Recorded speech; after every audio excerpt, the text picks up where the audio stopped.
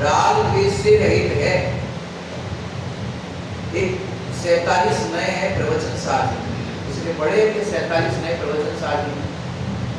प्रवचन सारथी नाम तो सुना होगा ग्रंथ, जिसमें परिशिष्ट के अंदर जैसे समय सार में 47 शक्तियां दी गई है, इसी प्रवचन सारथी में 47 नए दिए गए। तो 47 के 47 नए आत्मा को बताने वाले, उसमें एक नए आया शून्य नए और अशून्य नए। शून्य नए और माने 47 के 47 नए में दृष्टांत दिए है और दृष्टांत से आत्मा को समझाया। उसमें शून्य नए और अशून्य नए में दृष्टांत दिया कि एक सोना घर, ये शून्य नए के लिए दृष्टांत दिया, और अशून्य नए के लिए दृष्टांत दिया रत्नों से भरा हुआ जहाज। दोनों आत्मा के लिए घटित किया। आत्मा खाली भी है और भरा हुआ भी है, तो कौन सी बात सही है? आत्मा लिख रहे हैं चंद्र आचार्य, आत्मा खाली भी है और भरा हुआ भी है, दोनों बात सही है कि गलत है? कैसे? अनंत गुणों से भरा हुआ है और राग द्वेष शरीर कर्म कषाय से खाली है। जो भी बात चल रही है कि आत्मा प्रीति अप्रीति रहित है, अरे आत्मा सभी प्रकार के विभाव कर्मों से रहित है। ये शून्य नहीं की ओर से दृष्टि से देखे तो आत्मा कैसा है? खाली है। और अशून्य नहीं से देखे तो भरा हुआ है। अरे देखो ये दृष्टिकोण का कमाल है। बुद्धेश जी के प्रवचन में, इसी नए के प्रवचन में उदाहरण दिया बुद्धेश ने, पुराने जमाने की बात है, दुकान के अंदर फैक्ट्री के अंदर एक आदमी की जरूरत थी, तो एप्लीकेशन तो बहुत सारे आते हैं, तो वहाँ उस जमाने में 2 एप्लीकेशन आए, 2 लोग आ गए, भैया हमको काम चाहिए। तो पहले के जमाने में परीक्षा करते थे कि काम के लिए कौन योग्य है। पहले तो डिग्री वगैरह होती नहीं थी, वहाँ तो सीधा कौन बुद्धिमान है उसको नौकरी दी जाएगी। तो वहाँ दृष्टांत दिया बुद्धेश ने, 1-2 व्यक्ति जो आए थे उन दोनों को आजकल की भाषा में कहे 100-100 रुपए दिए और कहा कि ये मेरा गोडाउन है। 2 गोडाउन थे बाजू में, और वहाँ उन दोनों से कहा तुमको सुबह से 9 बजे आ जाना है, कल 9 से शाम को 6 बजे तक आपको 100 रुपए दिए जाएंगे। इस गोडाउन को भरना है। क्या करना है? भरना है। अब तुम सुबह 9 बजे से 6 बजे तक जो भी तुम्हारा दिमाग लगता है वैसे उसको भरो, ठीक है? और 100 रुपए मिले उस जमाने में। तो वहाँ पहला व्यक्ति था, उसने तो 100 रुपए में क्या करा? भंगार वाले के पास गया, कूड़ा कचरा जो कुछ भी होता है कचरा वाला का, कूड़ा कचरा जो भी था एकदम वेस्टेज मटेरियल, वो पूरा गोडाउन में ठसाठस भर लिया। ठीक है, उसका काम हो गया। अब दूसरा व्यक्ति सोचने लगा भाई से क्या करूँ मैं, क्या करूँ? उसने तो पहले झाड़ू लाई, पोछा लाया, पूरा उसको साफ किया और थोड़ा बहुत जो भी साफ सफाई की वो करी, कैंडल लेके आ गया, दिए लेके आ गया, और पूरा जो गोडाउन था अंधेरा था, लाइट इलेक्ट्रिसिटी उस जमाने में थी, लाइट का तो था नहीं उस जमाने में, तो पूरा गोडाउन जो था वो पूरा मोमबत्ती से जला करके या दिए जला करके पूरा गोडाउन कैसे भर दिया? प्रकाश से भर दिया। बताओ दोनों में से नौकरी किसको लगेगी? प्रकाश वाली। ऐसे यहाँ पर हमारा लगाओ, हम इस गोडाउन को, ये आत्मा रूपी गोडाउन को काय से भर रहे हैं? रसाय से भर रहे हैं, राग से भर रहे हैं, कर्म से भर रहे हैं, विकारों से भर रहे हैं, या अपने ज्ञान रूपी प्रकाश से भर रहे हैं? समझ में आ रहा है नहीं आ रहा है? यदि कषायों से भरोगे तो फिर क्या होगा? मोक्ष मार्ग के लिए एप्लीकेशन रिजेक्ट हो जाएगी।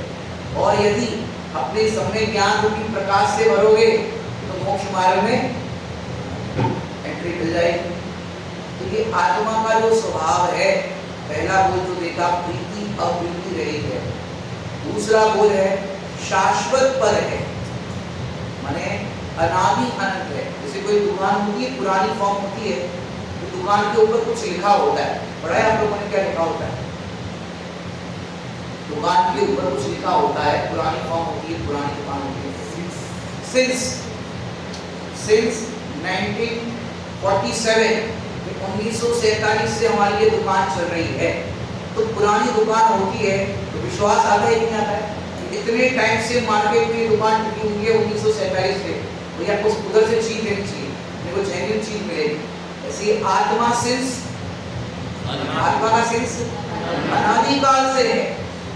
सोचो तो विश्वास आएगा कि नहीं आएगा आत्मा का, कि आत्मा का अनादि से कुछ भी नहीं गिरा। इसलिए कहा शाश्वत पद है। ऐसा पद है शाश्वत पद, कि इसमें कोई भी प्रकार से किसी भी प्रकार का बिगाड़ नहीं। आगे देखिए अगला ग्रुप, निशेष तो अंतर्मुख। पहला बोल क्या हुआ, प्रीति अप्रीति से रहित है। दूसरा शाश्वत पद है। अब तीसरा जो संस्कृत में लिखा है निशेष तो अंतर्मुख। निशेष एक होता है निशेष, एक होता है शेष। 25 डिवाइड बाय 6 करो, कितना बचा? 25 डिवाइड बाय 6, अरे एक बचा। और 24 डिवाइड बाय 6 करो, कितना बचा? 0। समझ में आ रहा है कि नहीं आ रहा है? 25 को डिवाइड से करो तो कैसे होगा? 1 बचेगा। तो देखो भगवान आत्मा निशेष है, अर्थात सर्वथा अंतर्मुख है। भगवान आत्मा कैसा है? निशेष तो अंतर्मुख। इसका अर्थ क्या किया? सर्वथा अंतर्मुख है। अब देखो भगवान आत्मा तो सर्वथा अंतर्मुख है, द्रव्य अपेक्षा से बात है। अब पर्याय में 3 भेद बनेंगे। पर्याय में 3 भेद कैसे बनेंगे?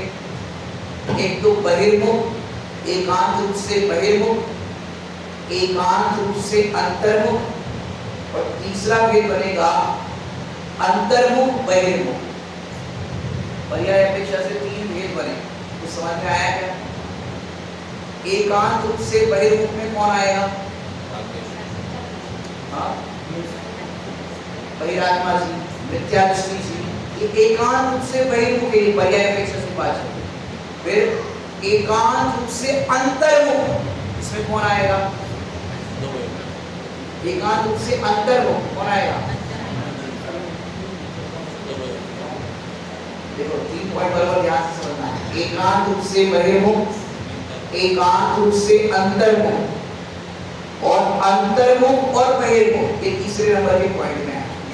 एकांत रूप से बहिर्मुख तो मिथ्या दृष्टि जीव आ गए। एकांत रूप से अंतर्मुख कौन है? कौन? शुद्धोपयोगी में कौन?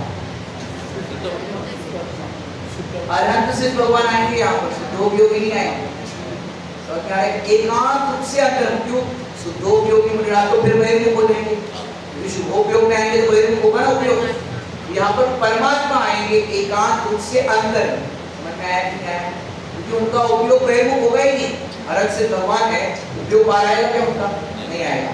एकांत रूप से अंतर्मुख में परमात्मा आएंगे तरह से, एकांत रूप से बहिर्मुख में मिथ्या दृष्टि, और अंतर्मुख बहिर्मुख में कौन आएगा?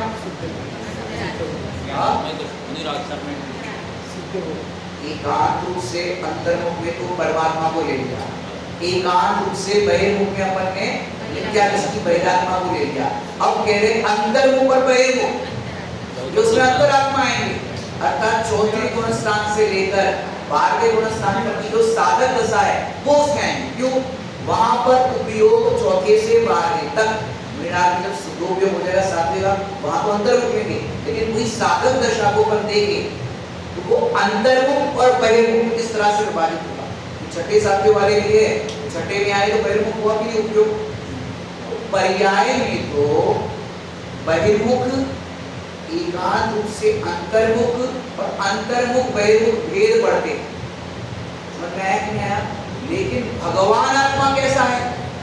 सर्वथा अंतर है यहाँ पर, जो सर्वथा अंतर्मुख। भगवान आत्मा कैसा है? सर्वथा अंतर्मुख, अर्थात जो कभी बहिर्मुख हुआ ही नहीं। समझ में आ रहा है कि नहीं आ रहा है? पर्याय अंतर्मुख बहिर्मुख होती है, लेकिन भगवान आत्मा तो सर्वथा, सर्व, सर्वदा और सर्वथा। डिग्री होती, degree superlative degree, good, better, best, कहते ना, सर्व, सर्वदा और सर्वथा।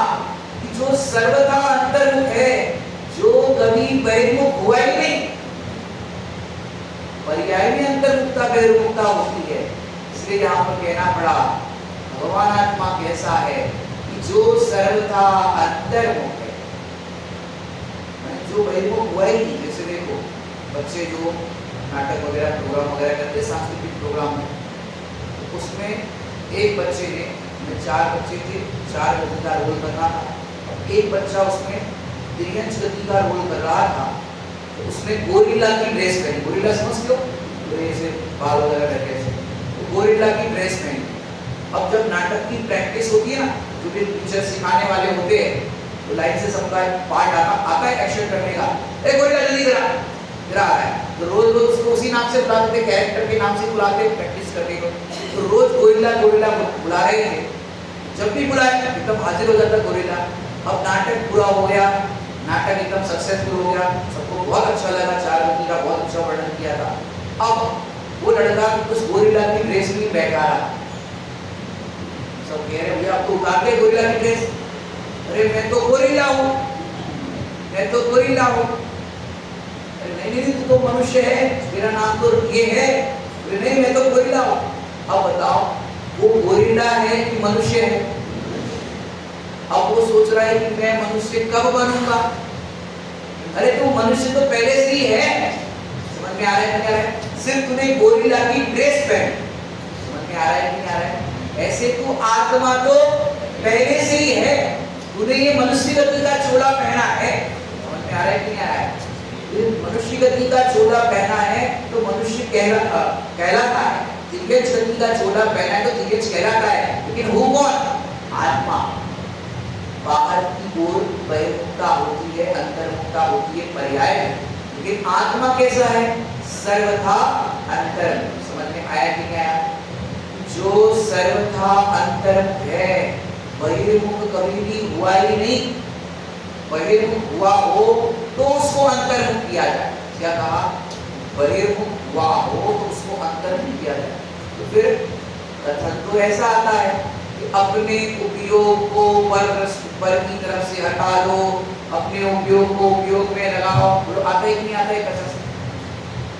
तो ये जो कथन आता है ये पर्याय की ओर से कथन आता है। किसकी ओर से आता है? पर्याय की ओर से। कि जो तेरी दृष्टि पर सन्मुख है वो दृष्टि को स्वसन्मुख कर, पर जो उपयोग है वो कहाँ है? आपका उपयोग कहाँ है? जैसे मैंने कहा आगरा का ताजमहल, आपको दिखा कि नहीं दिखा? आगरा का ताजमहल, दिल्ली का लाल किला दिखा कि नहीं दिखा? आपका घर दिखा कि नहीं दिखा? दिखा। समय शिखर जी दिखा कि नहीं दिखा? तो आपका उपयोग कहाँ गया? समय शिखर जी। उपयोग कहाँ गया? आगरा की ताजमहल में। उपयोग कहाँ गया? लाल किले में। तो गया कि नहीं गया? गया कि नहीं गया? अरे भैया यदि उपयोग यहाँ से निकल करके समय शिखर जी में चला जाए, उपयोग यहाँ से निकल करके आगरा में चला जाए, तो ये तो जड़ हो जाए। समझ में आ रहा है कि नहीं आ रहा है? उपयोग कहाँ पर है? उपयोग में है। समझ में आ रहा है कि नहीं आ रहा है? उपयोग यहाँ से निकल करके वहां नहीं जा सकता। वो पदार्थ वो तुम्हारे ज्ञान में झलकते हैं, उपयोग वहां नहीं जाता। समझ में आ रहा है कि नहीं आ रहा है? उपयोग तो उपयोग में ही है, परंतु उस उपयोग में एक ऐसी व्यवस्था है कि पर पदार्थ माने साहित्यिक भाषा में, शास्त्रीय भाषा में है तो आत्मा में ऐसा एक गुण है स्वपर प्रकाशन। हम सब गुण है स्वपर प्रकाशन। नाम सुना है कि सुना है? स्वपर प्रकाशन कि ज्ञान स्व को भी जानता है और पर को भी जानता है। तो ऐसा गुण है आत्मा में स्वपर प्रकाशक कि पर अपने आप झलकते। क्या होता है? पर अपने आप झलकते हैं। झलक पाने के लिए वहां जाना नहीं पड़ता। जैसे समय शिखर जी का दर्शन करना है, अभी बैठे बैठे यहाँ दर्शन हुए कि नहीं हुए? आपका घर अभी आपको यहाँ दिख रहा है कि नहीं दिख रहा है? सब कुछ ज्ञान में झलकने की ऐसी व्यवस्था है। स्व को भी जानता है और पर को भी जानता है। अब बात यहाँ ये आती है कि आप स्व पर फोकस करो तो स्व जानने में आएगा, और पर फोकस करो तो पर जानने में आएगा। मुख्य गौण की व्यवस्था ज्ञान में होती है। आपने देखा होगा जब घर में भजिया बनाते हैं, एक साथ सारे नहीं डालते, एक आध डालते हैं और फिर घर में बच्चा वगैरह होता है उसको चखा के, जरा बेटा चखना इसमें नमक कैसा है, इसमें अजवाइन कैसी है, चखाते ही नहीं चखाते, घर में कोई चीज बनाते तो। अब बच्चे को अपन ने बोला जरा बेटा ये चखना इसमें नमक कैसा है, अब नमक का वो टेस्ट कर रहा, हाँ नमक ठीक है, अरे बेटा इसमें अजवाइन कैसी है, अरे पहले बोलना चाहिए ना। अब जिस समय उसने भजिया का एक पीस खाया उस समय अजवाइन का स्वाद आया था कि नहीं आया था? आया था। अब वो कहते पहले बोलना चाहिए ना, इसका मतलब क्या कि जिस समय खा रहा था उस समय उसने सिर्फ नमक पर फोकस किया। समझ में आया कि नहीं आया? और सब चीजें और सब कंटेंट्स थे पर उस समय उसको सिर्फ नमक का स्वाद आया, बाकी सबका स्वाद आ रहा है नहीं हुआ। बराबर ऐसे ये भी भजिया है। अब बात करते पंडित जी, एक दिन बोलते हो चौका है, एक दिन बोलते हो क्या बताया था, एक दिन चौका बताया था, एक दिन क्या बताया था मच्छर जाने, आज कह रहे हो भजिया है। हाँ देखो ये भजिया में आप यदि कर्म पर फोकस करो, राग द्वेष पर फोकस करो, कषायों पर फोकस करो, शरीर पर फोकस करो, कर्म के उदय पर फोकस करो तो वो जानने में आएगा। और इन सब से रहित आत्मा पर फोकस करो तो आत्मा जानने में आएगा। मन में आ रहा है कि नहीं आ रहा? अब बस ये सोबर प्रकाश का दृष्टि का कमाल है, स्व भी जानने में आ रहा है, पर भी जानने में आ रहा है। आप फोकस किस पर कर रहे हैं डिपेंड करता है। आत्मा में ऐसी व्यवस्था है, स्व पर प्रकाश है। एक और बात करते हैं इसमें कि दर्पण होता है, दर्पण, उस दर्पण में जो सामने पदार्थ है, ये दर्पण है, जो सामने पदार्थ है वो जलेंगे या जो नहीं है वो जलेंगे।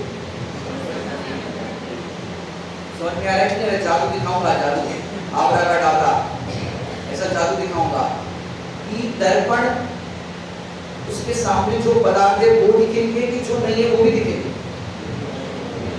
जो है वो दिखेंगे ना, ये दर्पण है क्या इधर, उनका आपको प्रैक्टिकल दिखा दे। कोई बात नहीं, आप घर जाकर के प्रैक्टिकल करना, समझदार तो हो। जिससे दर्पण यहाँ पर लिया, ये देखना ये क्या उसमें भी दिख रहा है,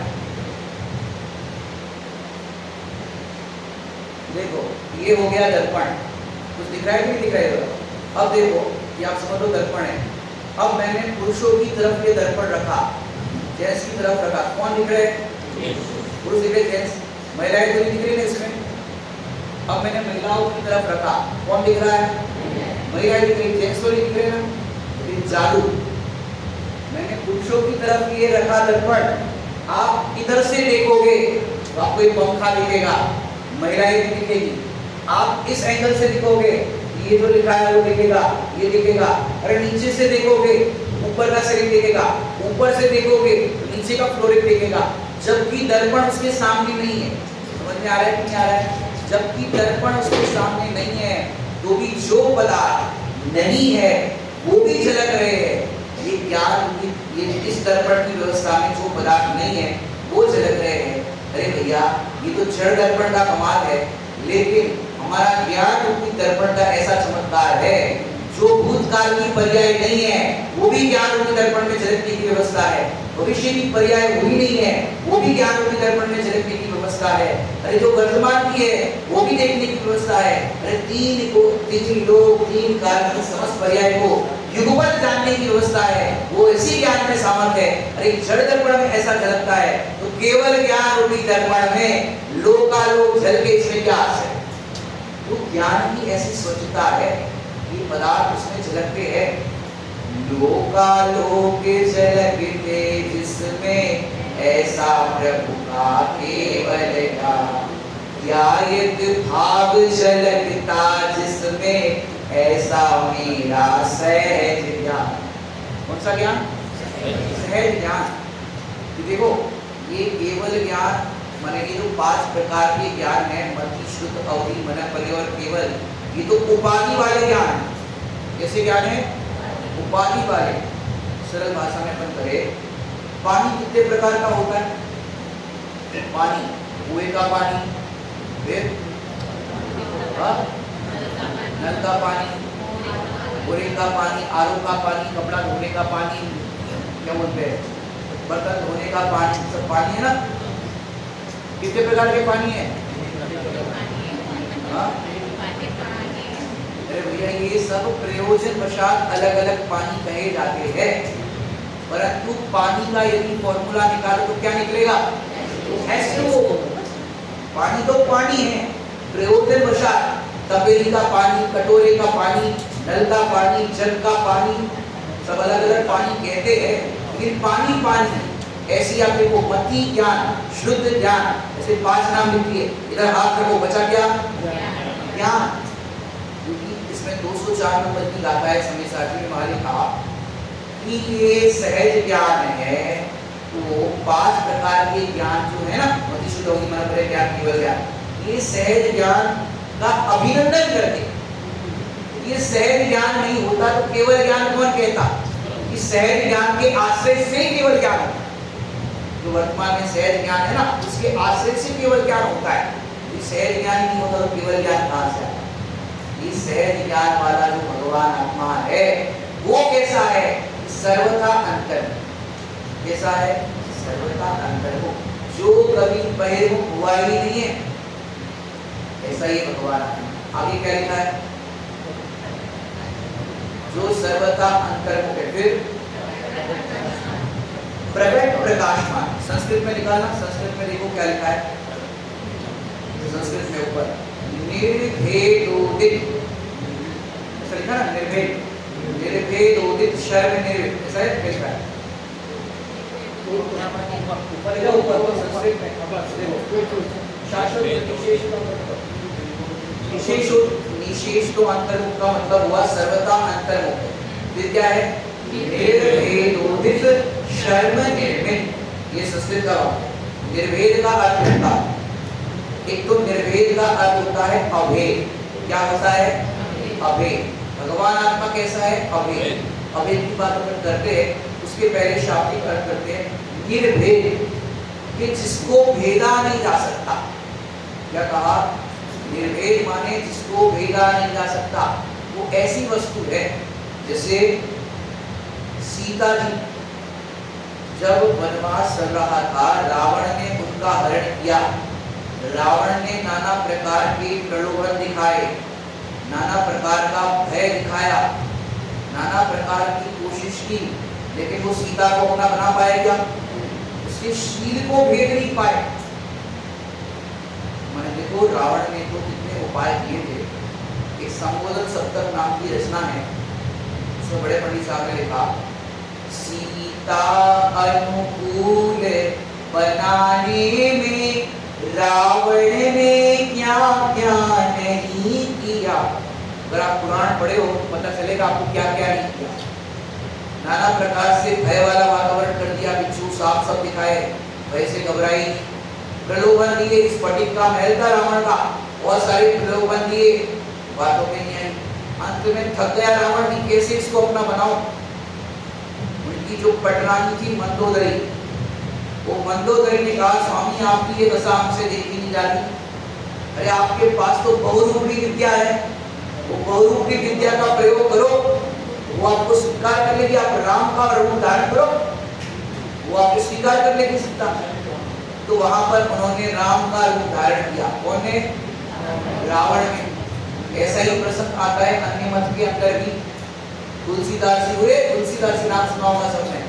तुलसीदास ने लिखा रामचरितमानस, और वहां ऐसा प्रसंग बना कि सीता जी का जहाँ रखा था उन्होंने, वहां रावण राम का रूप धारण करके गए, और जैसे ही उधर पास में पहुंचे तब तुलसीदास उस प्रसंग में चौपाई लिखते, जो मैं रूप धरू धनुर्धारी,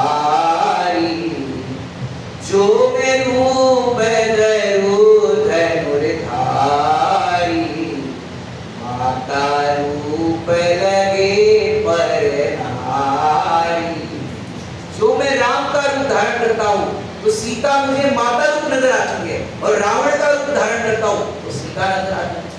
अरे उसने कुछ क्षण के लिए रावण ने राम का रूप धारण किया, उसकी दृष्टि बदल गई। अरे 2 घड़ी के लिए हम आत्म राम का रूप धारण कर ले तो हमारी भी दृष्टि बदल जाएगी। सिर्फ 2 घड़ी के लिए, अंतर्मुहूर्त के लिए बस अपने को आत्मा रूप देखना। भाई साहब ने लिखा, समझ भाई साहब ने तो डरी से नाथ के नजदीक तो आओ, अपनी प्रभुता देख लो, बाहर ना भरमाओ। अरे अपनी प्रभुता देख लेगा वो अंतर्मुख हो जाएगा और बाहर नहीं भरमाएगा। देखो क्या कह रहे हैं कि रावण ने सीता को अपना बनाने के लिए बहुरूपी विद्या का भी प्रयोग किया, लेकिन उनके सील को नहीं भेद पाया। निर्भेद निर्भेद के नहीं भेद पाया, मैंने जिसके मैंने यहाँ पर पूरा भाव बोले, निर्भेद उदित शर्म निर्मित, माने जिसके प्रकाश को भेदा नहीं जा सकता। जैसे देखो निर्भेद उदित प्रकाश, एक तो लाइट का प्रकाश है, ये है कृत्रिम प्रकाश, और सूर्य का प्रकाश है वो अकृत्रिम प्रकाश, नेचुरल है, किसी ने बनाया नहीं, वो अकृत्रिम प्रकाश। लाइट के प्रकाश को तो भेदा जा सकता है, आप कर सकते हैं, स्विच बटन दबा दो बंद हो जाएगा। और सूरज के प्रकाश को बाहर निकलते गर्मी के दिन में, आजकल अभी मैंने कल देखा कि उसमें जितने भी पुलिस वाले हैं शायद कर्नाटक में या आंध्रा में, सबको एसी वाले जैकेट मिला। तो टेक्नोलॉजी का कमाल, एसी वाले जैकेट, उन्हें आपको जैकेट पहनना है, अंदर ठंडक भी। अब गर्मी लग रही है तो ठंडक के लिए एसी वाला जैकेट पहन लिया। और सूर्य के प्रकाश को भेज सकते हैं क्या? भैया बहुत गर्मी हो रही है, जैसे अपन मोबाइल की ब्राइटनेस होगी, ब्राइटनेस बहुत ज्यादा ब्राइटनेस रात में लगती है तो अपन उसको कम कर देते हैं, थोड़ा सा ब्लैक सी हो जाती स्क्रीन। सूरज में ऐसी व्यवस्था है क्या कि अपन ब्राइटनेस कम कर दो? व्यवस्था नहीं है। ये सूर्य के प्रकाश को भेद नहीं सकते, निर्भेद है, लाइट के प्रकाश को भेद सकते। ऐसे ही भगवान आत्मा जो है निर्भेद सर्व निर्मित, कि जिसके प्रकाश को भेदा नहीं जा सकता। पूरा करके देखो, ऊपर करना, देखो क्या लिखा, जो प्रकट प्रकाशमान ऐसे सुख का बना हुआ है। इसको हम संस्कृत से अर्थ करते हैं कि जिसके जिसका जो प्रकट रूप से प्रकाशमान ऐसे सुख का बना हुआ कि जिसके सुख को भेदा नहीं जा सकता। क्या कहा? हमारा ऐसा सुख है प्रकट रूप से प्रकाशमान, प्रकट रूप से आप अपना आत्मिक सुख कैसा है? प्रकाशमान है, जिसके सुख को भेद नहीं सकते। एक अर्थ ये किया, दो बातें समझ में आई है। पहला अर्थ है अभेद, दूसरा है जिसके सुख को भेदा नहीं जा सकता, निर्भेद उदित शर्म निर्भेद। इसको तोड़ तोड़ करके अपन अर्थ करेंगे। निर्भेद माने अर्थ हो गया सीधा सीधा, जिसको भेदा नहीं जा सकता। अब अभेद, आत्मा कैसा है? अभेद। समझाने के लिए भेद से समझाया जाता है, भेद से समझाया जाता है, मतलब आत्मा कैसा है? विज्ञान वाला, दर्शन वाला, सुख वाला, वीर वाला, बुद्ध वाला, सारी शक्तियों के भेद, अनंत गुणों के भेद, ये भेदों से आत्मा को समझाया जाता है। पर आत्मा कैसा है? अभेद।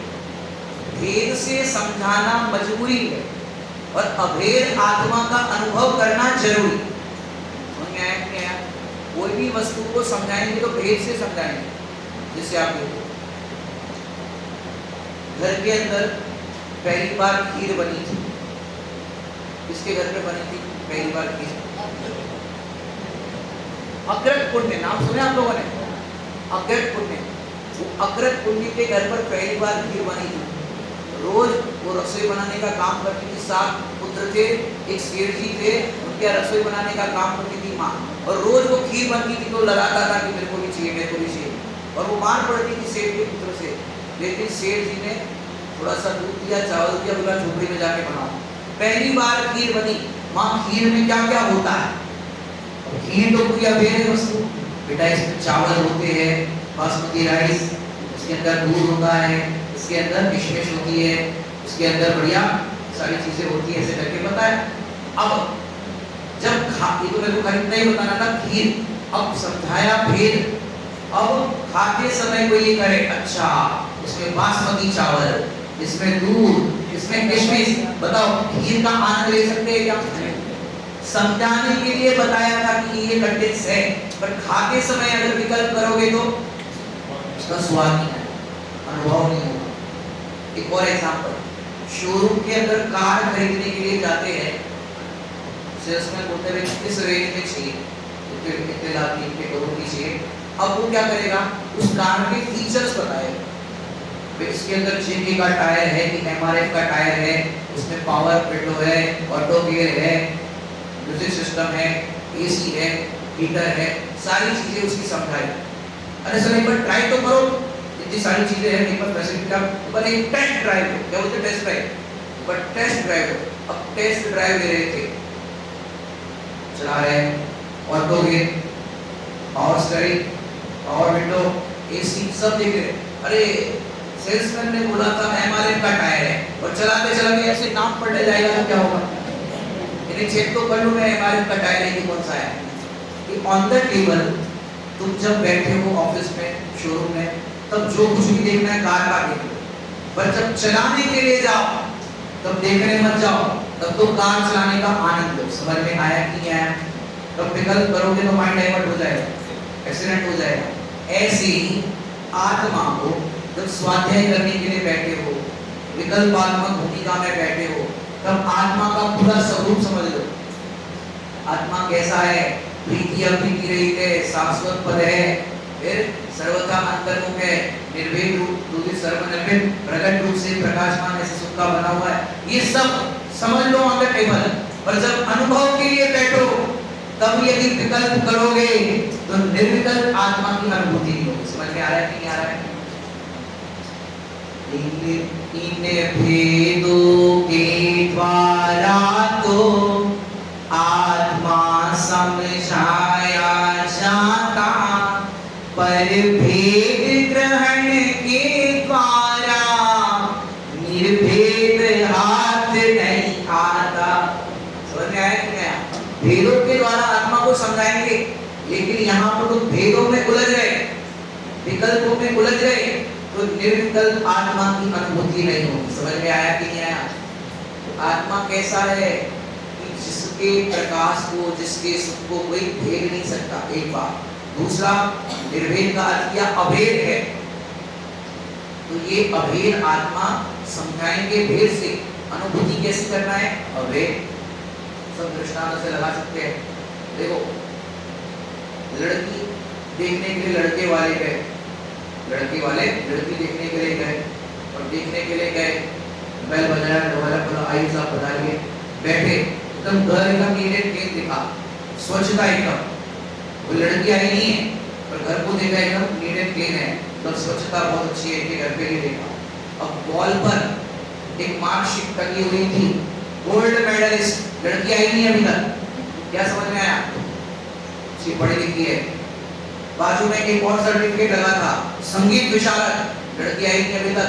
क्या समझ में आया? आवाज अच्छी है, संगीत विशारद का सर्टिफिकेट है। उसके बाजू में एक पेंटिंग लगी हुई थी, नीचे उसका नाम लिखा हुआ था, लड़की आई नहीं अभी तक। क्या समझ में आया? पेंटिंग अच्छी करती है। कुत्ते में नाश्ता लेकर के लड़की आई, नाश्ता सर्व किया, नाश्ता खाया, खाते से लड़की के पापा बोले, उसकी मम्मी को भोजन बनाना नहीं था, ये पूरा नाश्ता इसने बनाया है। जैसे ही खाया, अरे बढ़िया टेस्टी है, सेव बूंदी बनाया होगा बढ़िया।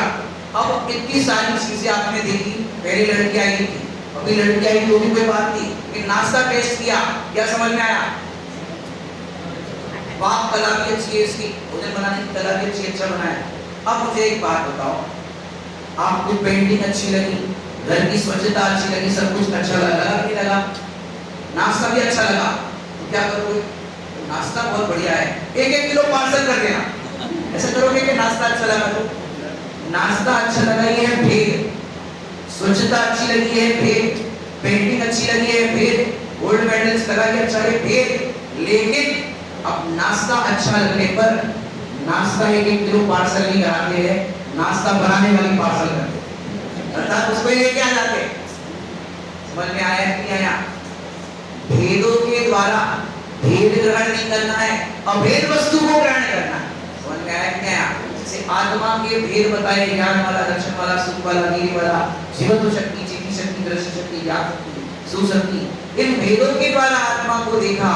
ओ आत्मा ऐसा है, ज्ञान दर्शन लक्षण में माया, जिसमें जाने हारे जनाया, आत्मा ऐसा ही है, आत्मा ऐसा ही। बस आत्मा समझ में आ गया, बस उस आत्मा का अनुभव करने का है। समझ में आया कि नहीं आया? भेद से अभेद की दृष्टि करना है। तो आत्मा कैसा है कि प्रकट रूप से प्रकाशमान है, और फिर ऐसे सुख का बना हुआ है। वाह, कितनी सुंदर बात है यहाँ पर। आत्मा कैसा है? सुख का बना हुआ है। जैसे बोलते ये लड्डू काय का बना हुआ है, ये तीली का बना हुआ है, ये लड्डू काय का बना हुआ है, ड्राई फ्रूट का बना हुआ है, बोलते कि नहीं बोलते? ऐसे आत्मा किसका बना हुआ है? सुख का बना हुआ है। जब आत्मा सुख का बना हुआ है तो क्या करना? सुखी होना है क्या? यहाँ कह रहे सुख का बना हुआ है, और हर जीव क्या चाहता है? मुझे सुख की प्राप्ति करना है। यहाँ कह रहे सुख का बना हुआ है, और ये कह रहे सुख की प्राप्ति करना है। आपने लाइन सुनी होगी, अचरज है जल में रह के भी मछली को प्यास है, गन्ने में जो मिठास फूल में सुवास है। ऐसे ही अपने अंदर सुख का वास है, और ये जीव सुखी होना चाहता है, मुझे सुख प्राप्त करना है। शेर त्रिभुवन में पूरे पहली लाइन तो याद होगी सबको, बोलो।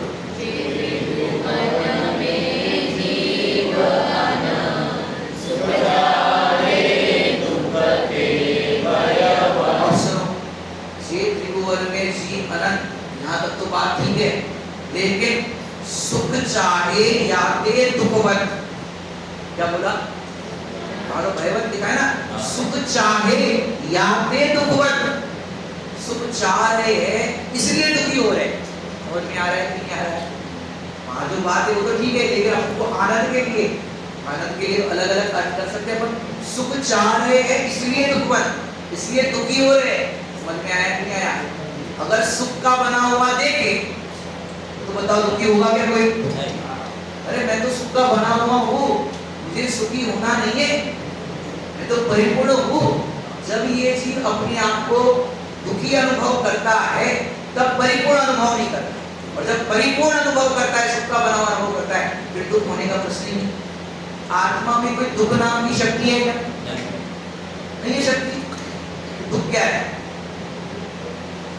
दुख देखो, दुख क्या है? देखो, द्रव्य गुण पर्याय सबको इतना तो पंडित जी पढ़ा के गए, तो बुलंद शहर वाले है ना, झंडा वाले पंडित जी। अब मुझे एक बात बताओ, सुख का तो सबको पता है कि भाई आत्मा सुख का बना हुआ है, सुख नाम की शक्ति है। अब दुख जो है वो दुख क्या है? पर्याय है कि द्रव्य है? पहले बताओ। पर्याय। दुख कहाँ पर है? द्रव्य में कि पर्याय में? पर्याय। अब पर्याय किसकी होती है?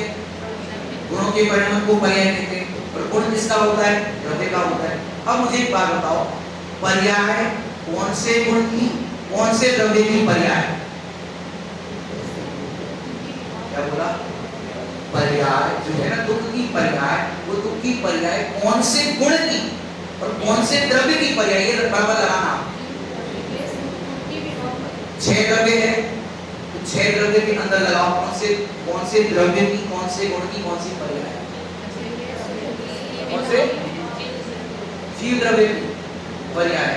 कौन से गुण की? गुण कौन सा ये बताओ आपको? गुण सुख गुण की। ये देखो, सुख गुण या तो पॉजिटिव में हो या नेगेटिव में हो। सुख गुण की विभाव पर्याय कैसे होगी? हाँ, सुख गुण है, सुख गुण का परिणाम कैसे होगा?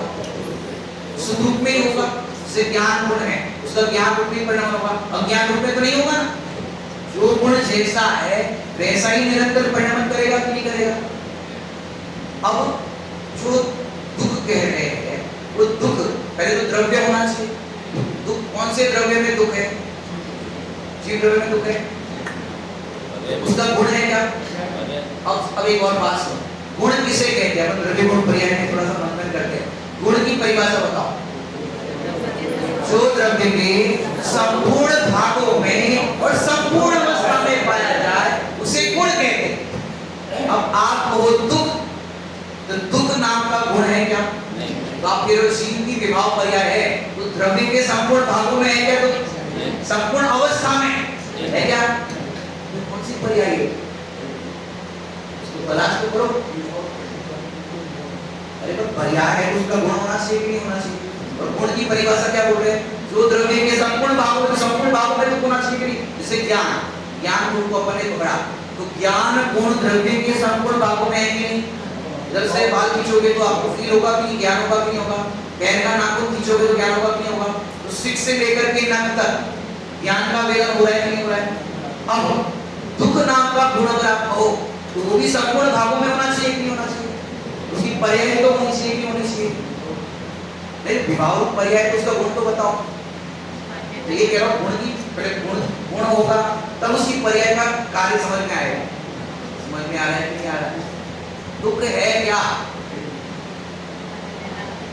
सरल एग्जाम्पल, दुख है क्या? दुख क्या है? एक्चुअली दुख क्या है बताओ? यहाँ पर पर्याय में दुख है, ये बात समझ में आई, पर कौन से द्रव्य की, कौन से गुण की पर्याय का दुख है बताओ?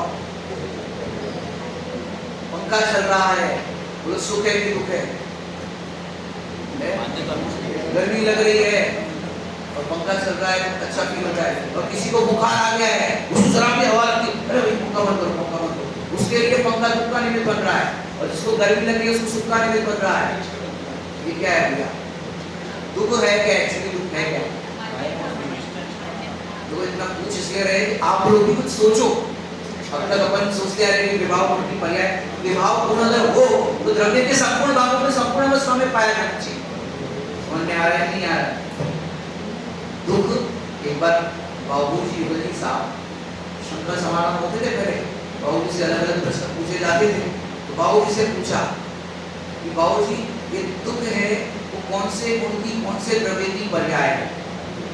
सब बोल रहे विभाव की, उनकी विभाव पर्याय, और सब अभी जैसे मैंने जितना मंथन किया होना चाहिए।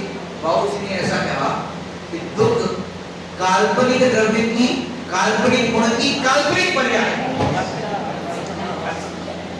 क्या बोला? दुख क्या है? काल्पनिक द्रव्य की, काल्पनिक गुण की काल्पनिक पर्याय है। दुख कुछ है नहीं, कल्पना में तो है। चलो इसको थोड़ा सा पोस्ट मॉडर्न कर, यहाँ से समझो। जब तक अपन समझेंगे तब मंथन करना चाहिए, विचार करना चाहिए। दुख है, दुख है, पर है कहाँ? यहाँ कह रहे प्रकट प्रकाशमान सुख का बना हुआ है। अब सुख का बना हुआ है तो दुख का प्रश्न कहाँ से आया? दुख है कहाँ? ग्रंथ लिखा है सुख यहाँ, एक ग्रंथ का नाम है, किसी ने पढ़ा हो? सुख यहाँ ग्रंथ का नाम, कहीं पर लिखा है दुख यहाँ, दुख यहाँ मिल रहा है, ऐसा नहीं लिखा है?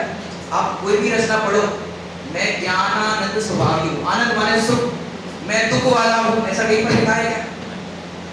अरे ये तो मान्यता है मिथ्या। मैं सुखी दुखी मैं रंग रहा, मेरे नंबर प्रबोधन प्रभाव, तो ये मान्यता है कि काल्पनिक द्रव्य की, काल्पनिक गुण की काल्पनिक पर्याय है।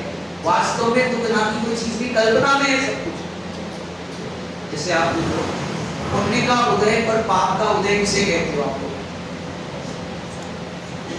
पुण्य का उदय पर पाप का उदय आप किसको कहते हो? अच्छे सहयोग मिलने माने सरल भाषा करें तो अनुकूलता का नाम पुण्य का उदय और प्रतिकूलता का नाम पाप का उदय। और उसको डिफाइन करते हैं, अपनी इच्छा अनुसार कार्य हो गया पुण्य का उदय, इच्छा के अनुसार नहीं हुआ तो ठीक है। इसमें आप बने रहना, टिके रहना।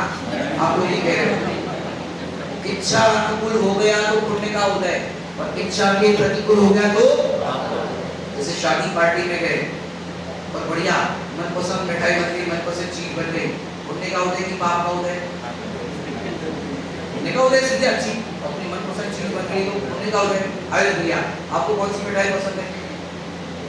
तो वो तो कोई काजू कतरी, आयुष भैया को काजू कतरी पसंद है, और अपना मंदिर का प्रोग्राम था, स्वाध्याय लोगों का प्रोग्राम था, हमारे भगवान का निर्वाण उत्सव मनाते ना आप लोग, उधर वो मंदिर जाके वहाँ पे मनाते ना, और उस दिन सब लोग काजू कतरी वाली, सबको मालूम पड़ गया आयुष भैया को काजू कतरी पसंद है।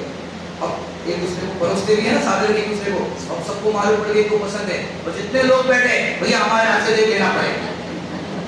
बताओ काजू कतरी का मिलना पुण्य का उदय की पाप का उदय? अभी तो बोल रहे हैं पुण्य का उदय। मेरे पाप का उदय, अरे भैया इतना नहीं, मेरे पाप का उदय। और सुनो, किसी शराबी व्यक्ति को शराब पीने की इच्छा हुई, पैसा जेब में नहीं है, और कोई शराबी है, जुआ खेल के आया, पैसा जीत के आया, बोले मैं पार्टी देता हूँ, और उसको शराब पीने मिल गई, बोलो पुण्य का उदय कि पाप का उदय? बोलो, बोल दिए आपको जो बोला उसमें आपको अड़िग रहना है। बोलो पुण्य का उदय कि पाप का उदय? जल्दी फटाफट बोलो, टाइम हो रहा है। पुण्य का उदय, ठीक है। अब कोई व्यक्ति घर गृहस्थी से सब बाहर में सब उससे परेशान हो गया, बोले अब जी के क्या करें, और बाजार से जहर लेकर के आ गया, जहर मिल गया, उसको मरना था, जहर मिल गया, पुण्य का उदय कि पाप का उदय? जल्दी बोलो, हंसने का नहीं, आपको उत्तर देना है, बोलो पुण्य का उदय। जहर मरने की इच्छा थी, जहर मिल गया उसको, पुण्य का उदय। जहर को बोला, घर पे टेलीविजन तो चलते रहते, न्यूज़ चैनल चल रहा था, जहर को उसने पिया, और वहाँ न्यूज़ चैनल की हेडलाइन आई, आज की ताजा खबर, बाजार में नकली दवाइयों के साथ साथ जहर भी नकली बिक रहा है, और उसको असर नहीं करा। पुण्य का उदय कि पाप का उदय? पाप का उदय, इसको तो मरना है। समझ आ रहा है कि नहीं आ रहा है? अब वो चढ़ गए बिल्डिंग के ऊपर 10वें मंजिल पे, जब तो यहाँ से जंप करता हो, और उसने आंख बंद करी और जंप किया। शादियों का सीजन था, दत्ता बली जा रहे थे टेम्पो में गिर गया, गद्दे पे गिर गया, बच गया। बोले पुण्य का उदय कि पाप का उदय? उसको तो मरना है ना। आपकी डेफिनेशन ध्यान से सुनना, इच्छा अनुकूल सामग्री का मिलना पुण्य का उदय, इच्छा के प्रतिकूल सामग्री मिलना पाप का उदय, बराबर है ना? हम लोग उस पर अड़ेंगे ना। आगे सुनो, 5 करोड़ का बंगला बनाया, एकदम बढ़िया फर्निश्ड, इंटीरियर डेकोरेट करके पूरा बढ़िया बनाया, 5 करोड़ का। प्रवचन स्वाध्याय में बैठे हो, बढ़िया कथा सुन रहे हो, और अचानक भूकंप का झटका आया, पुराने 100 साल पुराने मकान को नहीं गिरे, और आपका नया मकान था वो गिर गया। बोलो पुण्य का उदय कि पाप का उदय?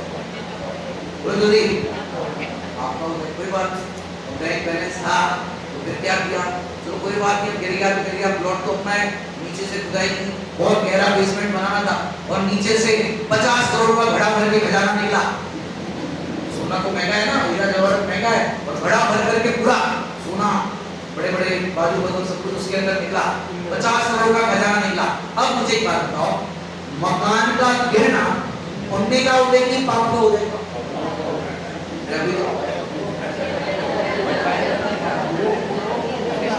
मकान गिर गया तो क्या बोले आप लोग?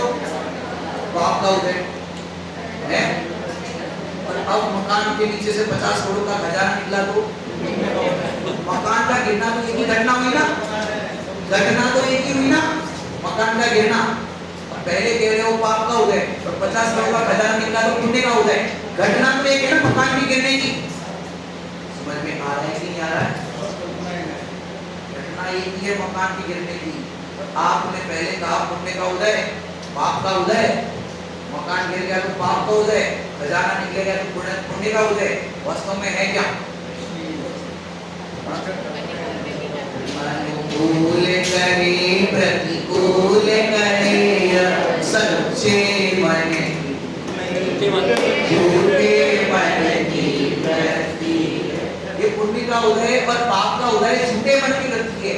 वास्तव में ये तो परिणमन हो रहा है। जरा ध्यान से समझना, जो कुछ भी हो रहा है वो परिणमन हो रहा है। आप उसको अच्छा फील करते हैं तो पुण्य का उदय, आप उसको बुरा फील करते हैं तो पाप का उदय। ज्ञानी जन इन दोनों परिस्थिति में तो ज्ञान का उदय देखते हैं, चाहे सिर पे सीढ़ी चल रही हो, सियाली भक्षण कर रही हो, चाहे वनवास हो रहा हो, ऐसी परिस्थिति में भी ज्ञानी तो अपना ज्ञान का उदय देखते हैं। समझ में आ रहा है कि नहीं आ रहा है? क्यों? मैं सुख का बना हुआ हूँ, मुझे दुख का है। समझ में आ रहा है क्या है? ये पूरा कल्पना में इस तरीके की बुद्धि चलती है तो पुण्य का उदय और पाप का उदय कहने में आता है। वास्तव में तो मेरे तो ज्ञान का ही उदय है। क्यों? हम तो जो भी परिस्थिति घटती है मात्र जानना मेरा, उसे सच्चा